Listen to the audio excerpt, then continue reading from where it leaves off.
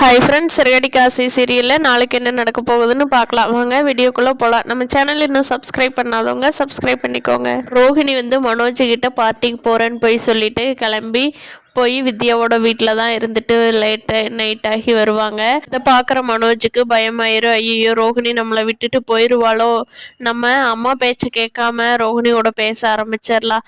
அம்மா சொன்னாங்கன்னா சரின்னு அப்போதைக்கு சொல்லிடலாம். அம்மா கூடவேவா இருந்து பார்க்க போகிறாங்க அப்படின்னு யோசனை பண்ணிட்டு இருக்காரு. இப்படி யோசனை பண்ணணும்னு தான் ரோஹிணி இப்படியெல்லாம் ஆக்ஷன் பண்ணிட்டு இருக்காங்க.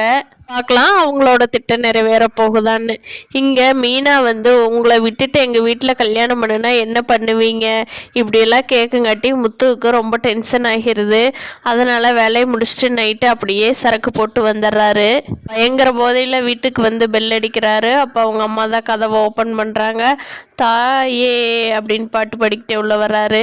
அம்மாவை புகழ்ந்து தள்ளுறாரு முத்து. விஜயாவுக்கு ஷாக்கு மேலே ஷாக்கு. என்னடா இது இவன் இன்னைக்கு இப்படி பேசுகிறானே அப்படின்னு சொல்லி, அம்மா உன்னை விட பெஸ்ட்டாக இந்த உலகத்தில் யாருமே இல்லைம்மா, எல்லாருமே அதுக்கப்புறம்தான், அழகுலே நீ தாம்மா, ஐஸ்வர்யா ராய் எல்லாம் அதுக்கப்புறம்தாம்மா அப்படின்னு சொல்லி முத்து வாய்க்கு வந்ததெல்லாம் விஜயாவை பார்த்து அடிச்சுட்டு இருக்கிறாரு போதை மாப்பிள்ள.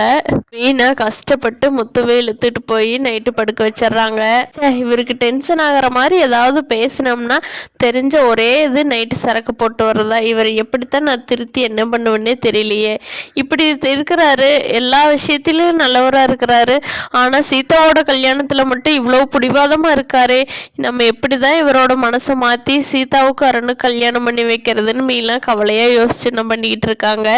சம்மதிக்க வைக்கிறதுக்கு ஏதாவது பிளான் பண்ணி பெருசாக செய்யணும் அப்படின்னு சொல்லி மீனா யோசிக்கிறாங்க. கண்டிப்பாக மீனா இதுக்கு ஏதாவது ஒரு திட்டம் தீட்ட போகிறாங்க. நம்ம ரோஹிணி மனோஜை மாத்திரக்கு ஒரு திட்டம் தீட்டின மாதிரி மீனாவும் இதுக்கு ஒரு பிளான் பண்ண போகிறாங்க. பார்க்கலாம் ஃப்ரெண்ட்ஸ், அதை இனி வரும் எபிசோடுகளில். இந்த வீடியோ பிடிச்சிருந்தா லைக் பண்ணிக்கோங்க. தேங்க்யூ.